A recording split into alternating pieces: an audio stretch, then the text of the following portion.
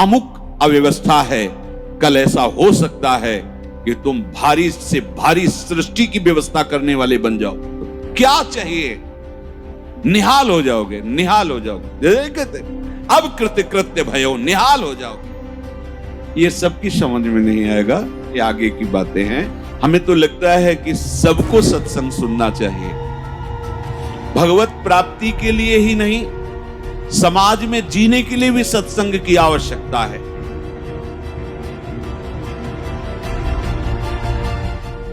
स्वीकृति, अगर ये स्वीकृति आप करते चले जाएं, जो श्रवण कर रहे हैं तो सच्ची मानिए ये भ्रम खत्म हो जाएगा कि बहुत काल जब साधना करे तब ऐसी बात आती है। हम लोग तो गृहस्थ हैं, संसारी हैं, विषयी हैं, आदि आदि।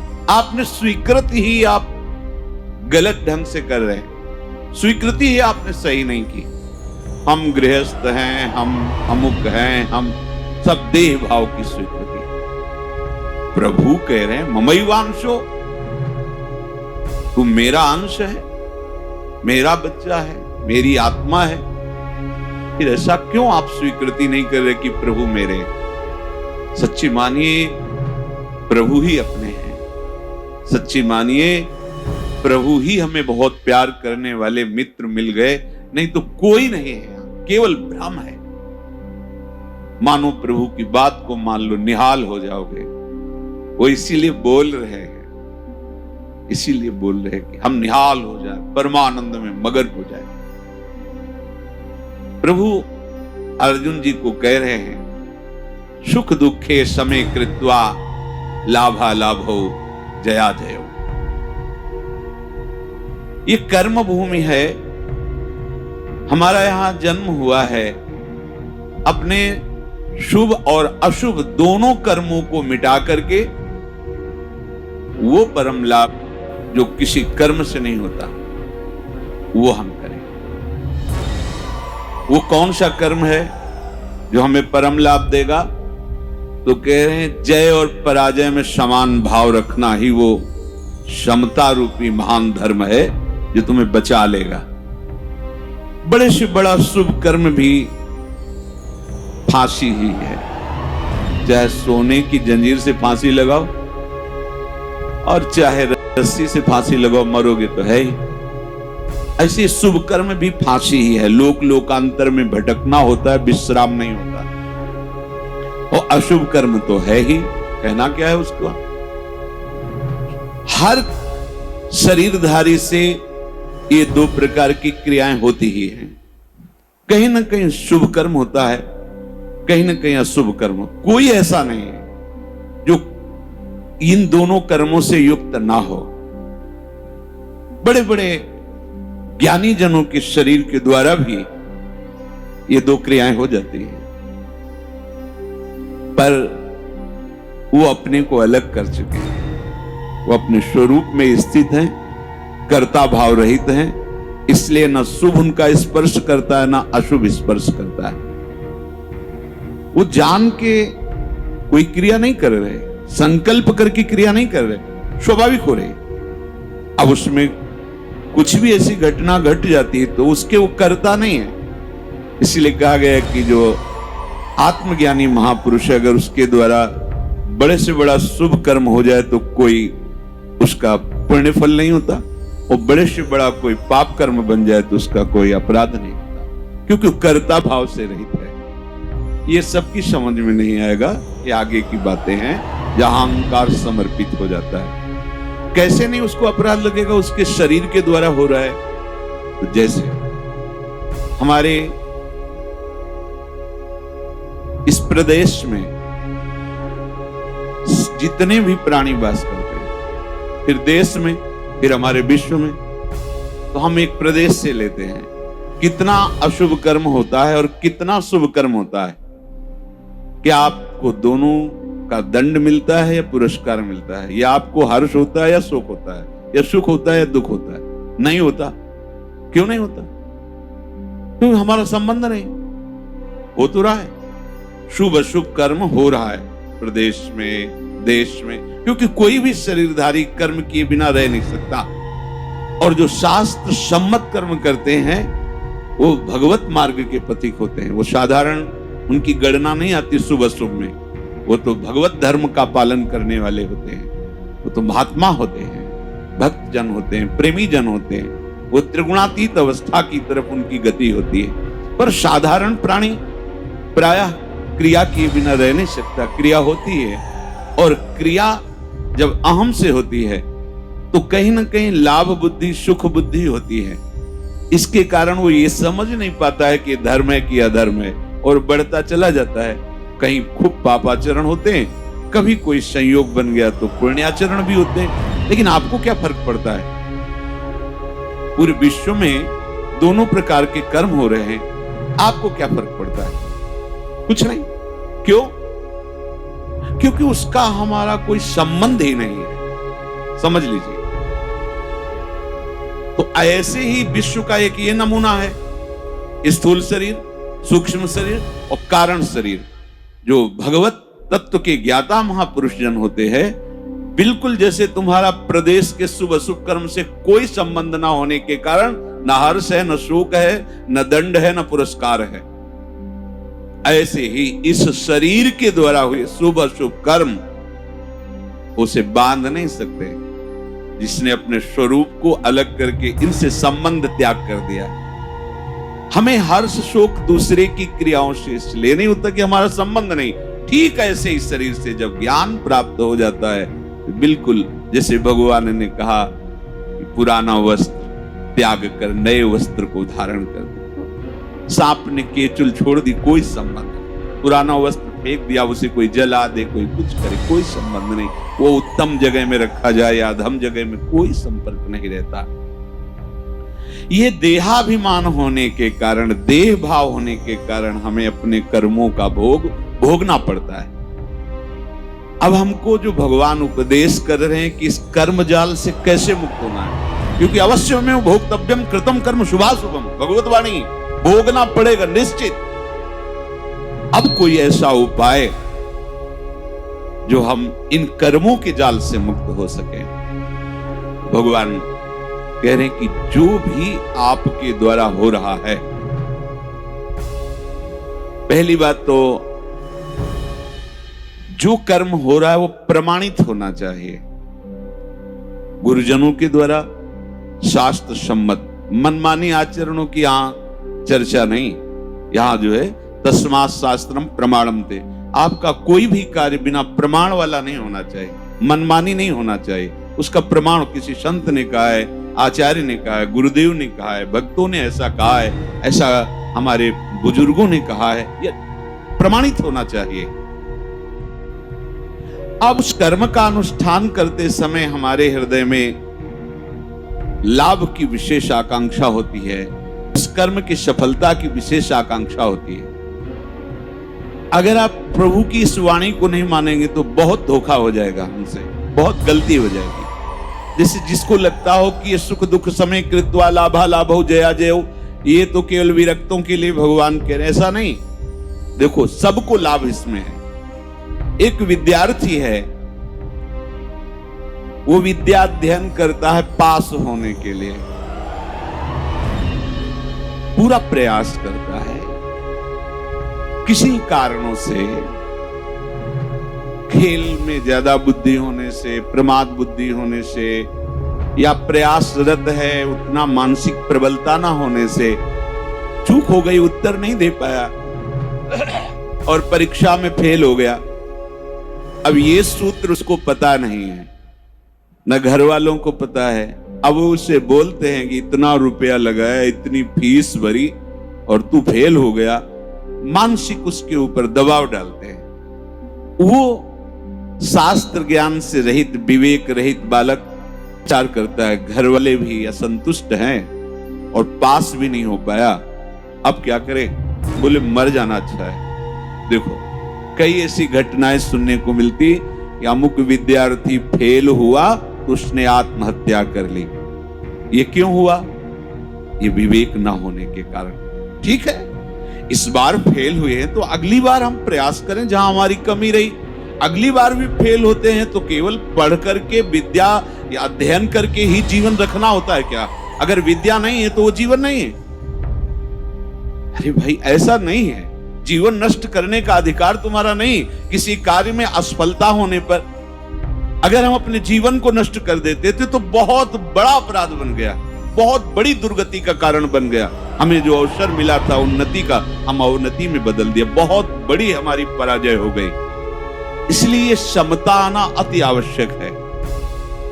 हमें तो लगता है कि सबको सत्संग सुनना चाहिए, भगवत प्राप्ति के लिए ही नहीं, समाज में जीने के लिए भी सत्संग की आवश्यकता है।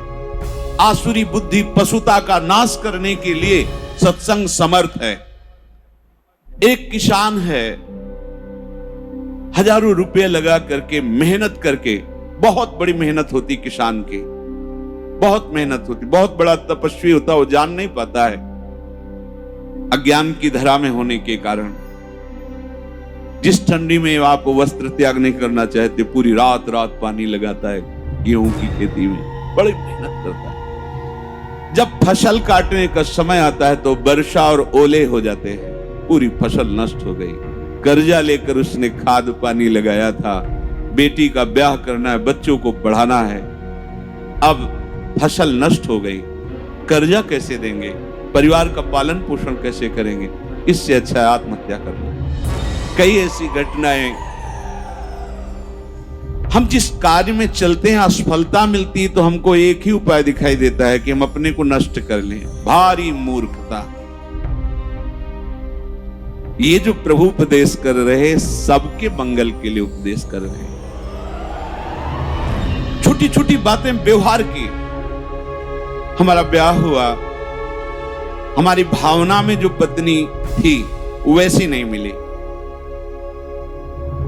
अब हम जो सफलता चाहते थे इस क्रिया में, उस सफलता, अब द्वेष, विषमता आ गई।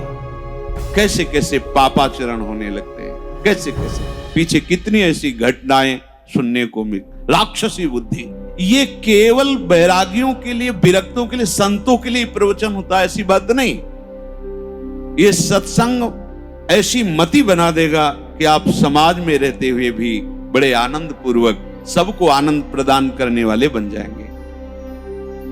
ये जो जय और पराजय का, लाभ और हानि का, सुख और दुख का हमारे ऊपर प्रभाव पड़ता है, जब तक हम नाम जप करके अपनी बुद्धि को पवित्र करके समता में नहीं लाएंगे, तब तक बात बनने वाली नहीं। जगह जगह आप देखो, जगह जगह जहां कोई हारता है तहां वो निराशा अपने ऊपर ले आता है।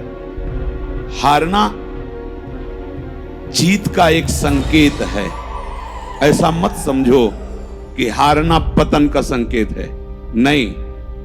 जो उत्साह संपन्न है, जो विवेकवान है, वो देखते हैं कि मैं कहां से हारा, कौन सा वो बिंदु है जहां मैंने चूक कर गया। विवेकवान तुरंत उसे संभालते हैं, आगे चलते हैं। फिर हार होती है, फिर हमें आगे बढ़ना है, ना कि हमें शरीर नष्ट कर देना है, ना कि हमें इतना चिंतन बिगाड़ लेना कि डिप्रेशन में पहुंच जाए। हर परिस्थिति हमारे कर्म के अनुसार रची गई है। अब हमको संभालना होगा, उस कर्म के प्रवाह में बहकर हमें नष्ट नहीं होना है। इसीलिए भगवान यहाँ के ततो युद्धाय युज्यस्व। तुम अपने कर्तव्य कर्म करने के लिए कमर कस के खड़े हो, उत्साह संपन्न बनो, तुम्हें बिल्कुल पाप नहीं लगेगा। नैवम पापम अवाप्स्यसि। बस तुम एक काम कर लो, जय पराजय में समान भाव लाओ। जो आपने माना हुआ लाभ है, अगर हमारा पूर्ण नहीं हो रहा है तो हमें निराश नहीं होना।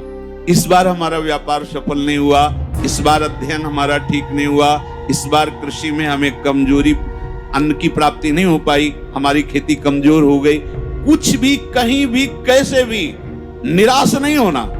रात है तो दिन आएगा, आप धैर्य रखिए, प्रकाश होगा। अंधकार में उबिए नहीं और प्रकाश में फूलिए नहीं।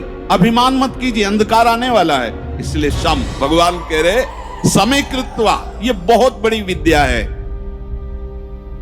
अगर कोई कहे निकुंज में जाने के लिए इसकी क्या आवश्यकता है, तो कृपा प्रकरण में पढ़कर देखिए, तीसरे दोहे में, शत्रु मित्र समझानी सम, मान मान अपमान सम, दुख सुख लाभ न हानि। यह जो वही प्रभु कह रहे सुख दुखे समय कृत्वा लाभा लाभ हो जया जय। इसको धारण कीजिए।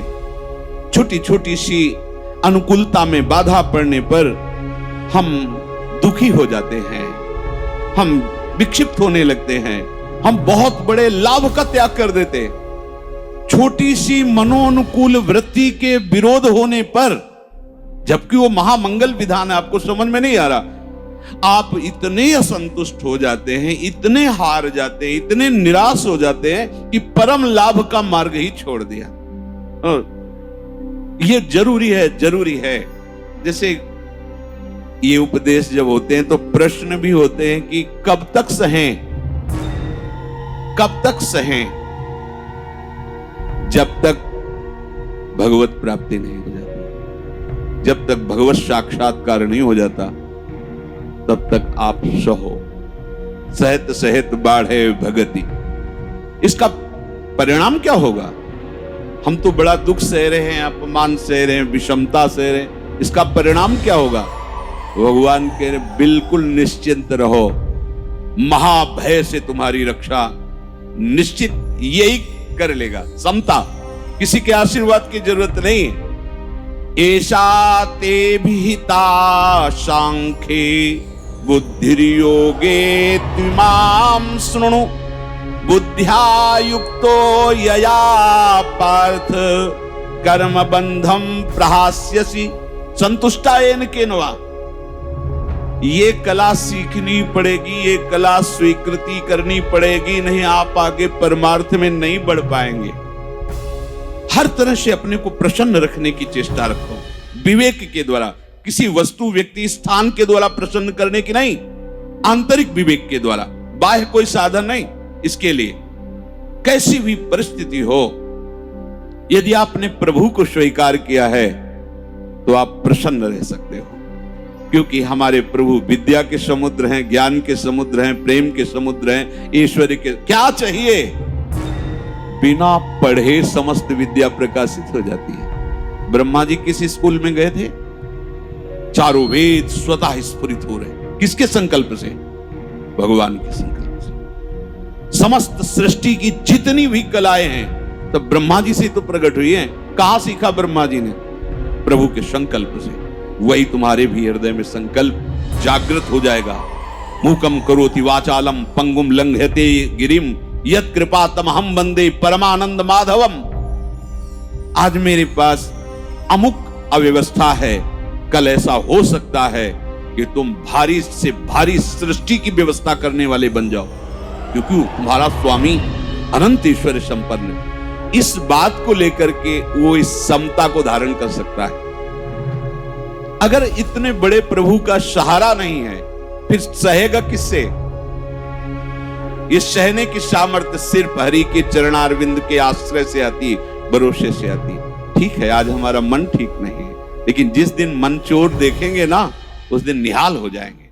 ठीक है, आज हमारी ऐसी परिस्थिति, जिस दिन वो देखेंगे ना, हम निहाल हो जाएंगे। देखो ना, कई कई दिन केवल तुलसी दल का भोग लगता है, लेकिन ना अन्य आश्रय है, ना अन्य भरोसा है श्री सुदामा जी को, है केवल कृष्ण प्यारे का। और वो भी कुछ लेने के लिए भरोसा नहीं, केवल विशुद्ध प्यार है।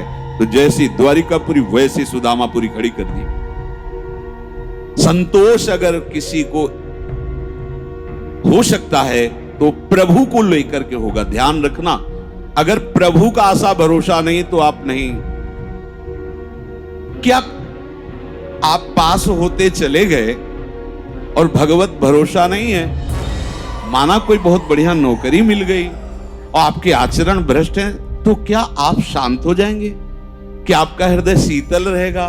क्या आपका मन प्रसन्न रहेगा? नहीं। नाना प्रकार की भोग सामग्रियां और सम्राट पद, दुनिया का ऐश्वर्य मिल जाए, पर हरि चरणों से संबंध नहीं है तो विश्राम नहीं मिल सकता। तब